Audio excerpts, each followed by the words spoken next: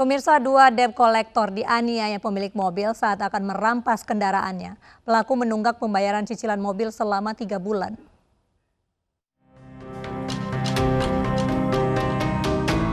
Rosli ditahan aparat Polres Bengkulu setelah menganiaya dua debt collector dengan senjata tajam. Peristiwa tersebut terjadi ketika korban mengadang mobil pelaku saat menjemput penumpang. Tidak terima dengan perlakuan korban yang mengambil paksa kunci mobilnya, Rosli menghujam keduanya secara bergantian dengan pisau yang disimpannya di laci mobil.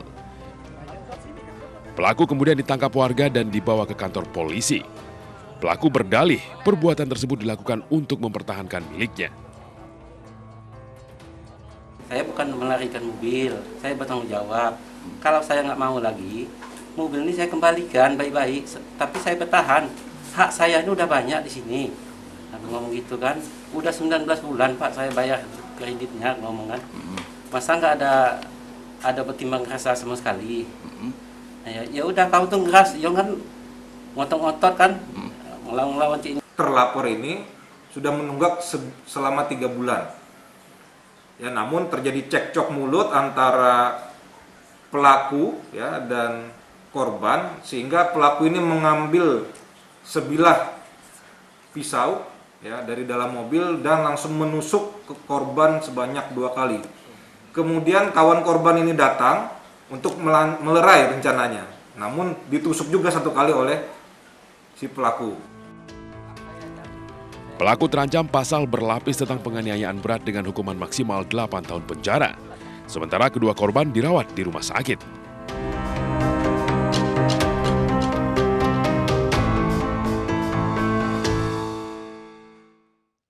Sekelompok debt collector mengadang sebuah mobil di pintu tol Koja Barat, Jakarta. Peristiwa yang viral di media sosial ini melibatkan anggota Babinsa yang hendak mengantar pemilik mobil ke rumah sakit. Belakangan diketahui pemilik mobil menunggak cicilan pembayaran selama 7 bulan.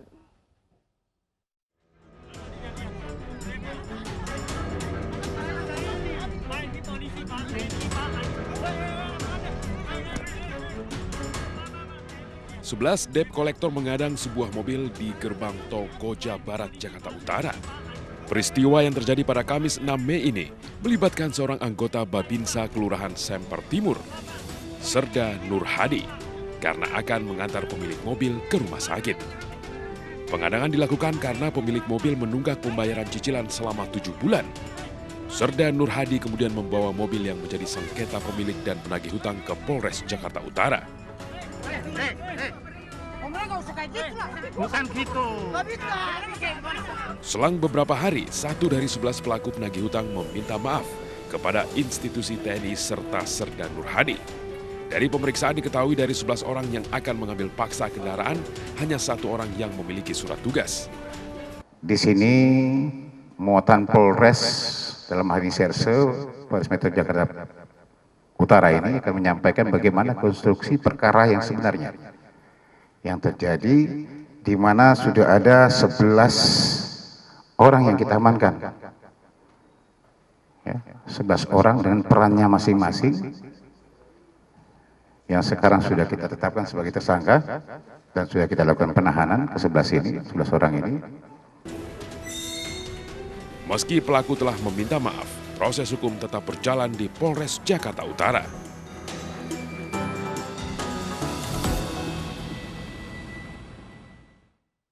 Video pengambilan paksa sepeda motor yang menimpa seorang ibu di Sidoarjo, Jawa Timur viral di media sosial. Diduga pelaku adalah debt collector perusahaan leasing. Dan pemirsa, informasi ini sekaligus menutup program Realita hari ini. Saya Mirva Suri undur diri, terima kasih, sampai jumpa.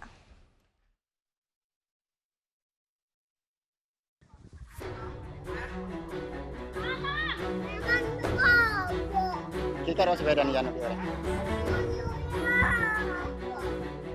Video perampasan motor yang diduga dilakukan oleh debt collector ini viral di media sosial. Perampasan terjadi di tempat parkir sebuah perusahaan jasa pinjaman di Jalan Diponegoro, Sidoarjo, Jawa Timur. Korban perampasan bersikukuh mempertahankannya lantaran motor yang diambil merupakan milik pamannya. Awalnya saya kan belanja di Pasar Larangan. Terus? Habis itu pulang dari sana, kira-kira dari alun-alun ada yang membuntuti lah. Dia manggil-manggil. Saya tidak merasa, jadinya saya terus sama suami. Terus? Kalau nyampe jembatan layang, saya dipepet. Sesudah jembatan layang dipepet. Terus kemudian? Dipepet. Pertama 1 motor, habis itu ada lagi 2 motor, 1 motor lagi, jadi 2 motor. Dia maksa ngajak ke sini, tapi saya nggak mau. Saya ngomong, saya tunggu di sini aja Mas, lek sampean mau ngambil surat. Dia maksa ngajak ke sini, nggak bisa Mbak, sampean harus ikut, cuma sebentar aja. Kini kasus dugaan pengambilan paksa oleh debt collector ini telah ditangani polisi. Masing-masing korban dan saksi pun dimintai keterangan oleh penyidik Satreskrim Polresta Sidoarjo.